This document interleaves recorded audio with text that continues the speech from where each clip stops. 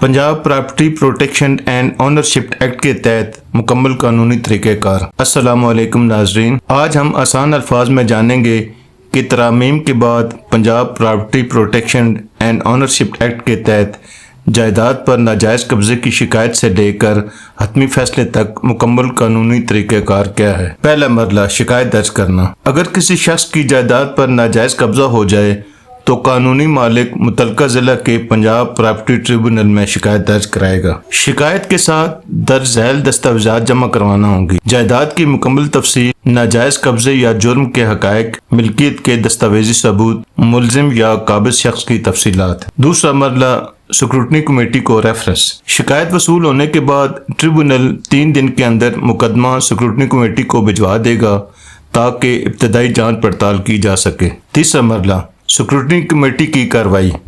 Scrutiny committee میں مختلف سرکاری افسران شامل ہوتے ہیں، جن میں deputy commissioner, D P O, A D C revenue, assistant commissioner, S D P O, circle revenue officer اور متعلقہ ایس ایچ او شامل ہیں۔ یہ کمیٹی سرکاری ریکارڈ کا جائزہ لے گی، فریقین کو سنے گی، بیانات ریکارڈ کرے گی، ضروری دستاویزات طلب کرے گی اور فریقین کے درمیان صلح کروانے کی کوشش کرے گی۔ کمیٹی کی رپورٹ۔ سکروٹنی کمیٹی اپنی کارروائی مکمل کر کے 30 دن کے اندر اپنی رپورٹ اور تمام ریکارڈ ٹریبونل کے سامنے پیش کرے گی۔ پانچواں مرحلہ، اگر صلح ہو جائے، اگر فریقین کے درمیان سمجھوتا ہو جائے تو تحریری صلح نامہ تیار کیا جائے گا، ٹریبونل اس کی منظوری دے گا، باقاعدہ فیصلہ اور ڈگری جاری ہوگی اور ضرورت پڑنے پر جائیداد کا قبضہ مالک کو واپس دلایا جا سکے گا۔ چھٹا مرحلہ، عبوری احکامات۔ مقدمے کی سماعت کے دوران ٹریبونل عبوری احکامات بھی جاری کر سکتا ہے، مثلا سٹیٹس کو برقرار رکھنے کا حکم، قبضہ برقرار رکھنے کا حکم، قبضہ تبدیل کرنے کا حکم یا پولیس کی مدد فراہم کرنے کا حکم۔ ساتواں مرحلہ، باقاعدہ ٹرائل۔ کمیٹی کی رپورٹ موصول ہونے کے بعد ٹریبونل میں باقاعدہ مقدمہ شروع ہوگا۔ اس دوران گواہان پیش ہوں گے، جرح کی جائے گی، دستاویزات کی جانچ ہوگی اور تمام شواہد ریکارڈ کیے جائیں گے۔ اہم بات یہ ہے کہ اب ٹریبونل صرف قبضے کا نہیں بلکہ ملکیت اور ٹائٹل کا بھی فیصلہ کر سکے گا۔ آٹھواں مرحلہ، گرفتاری کا اختیار۔ قانون کے تحت ٹریبونل مقدمے کے کسی بھی مرحلے پر ملزم کی گرفتاری کا حکم جاری کر سکتا ہے، جس پر پولیس عمل درآمد کرے گی۔ نواں مرحلہ، ضمانت۔ اگر ملزم گرفتار ہو جائے تو ماتحت عدالت، سیشن عدالت اور خود ٹریبونل ضمانت نہیں دے سکتے۔ ایسی صورت میں صرف لاہور ہائی کورٹ ضمانت دینے کا اختیار رکھتی ہے۔ 10واں مرحلہ، روزانہ سماعت۔ قانون کے مطابق مقدمے کی سماعت روزانہ کی بنیاد پر ہوگی، غیر ضروری التوا نہیں دی جائے گی اور اگر التوا دی بھی جائے تو وہ 7 دن سے زیادہ نہیں ہوگی۔ 11واں مرحلہ، حتمی فیصلہ۔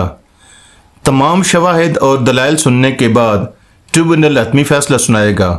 اگر ناجائز قبضہ ثابت ہو جائے تو 5 سے 10 سال تک قید، 1 کروڑ روپے تک جرمانہ، مالک کو معاوضہ اور حاصل شدہ منافع کی واپسی کا حکم دیا جا سکتا ہے۔ 11واں مرحلہ، حتمی فیصلہ۔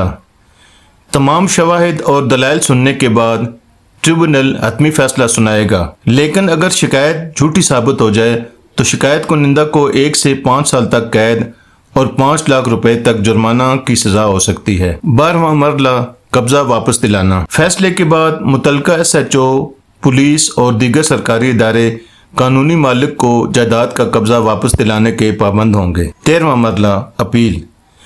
اگر کوئی فریق ٹریبونل کے حتمی فیصلے یا ڈگری سے مطمئن نہ ہو تو وہ 30 دن کے اندر لاہور ہائی کورٹ میں اپیل دائر کر سکتا ہے۔ تاہم ایک بات یاد رکھیں، ٹریبونل کے عبوری احکامات کے خلاف نہ اپیل دائر کی جا سکتی ہے اور نہ ہی روین قابل سماعت ہوگی۔ مختصر خلاصہ، سب سے پہلے شکایت درج کی جاتی ہے، 3 دن کے اندر معاملہ سکروٹنی کمیٹی کو بھیجا جاتا ہے، کمیٹی 30 دن میں اپنی رپورٹ پیش کرتی ہے، اس کے بعد ٹریبونل میں باقاعدہ ٹرائل ہوتا ہے، ضرورت پڑنے پر گرفتاری یا عبوری احکامات جاری کیے جا سکتے ہیں، پھر حتمی فیصلہ سنایا جاتا ہے، قبضہ مالک کو واپس دلایا جاتا ہے اور آخر میں صرف لاہور ہائی کورٹ میں اپیل کا حق موجود ہوتا ہے۔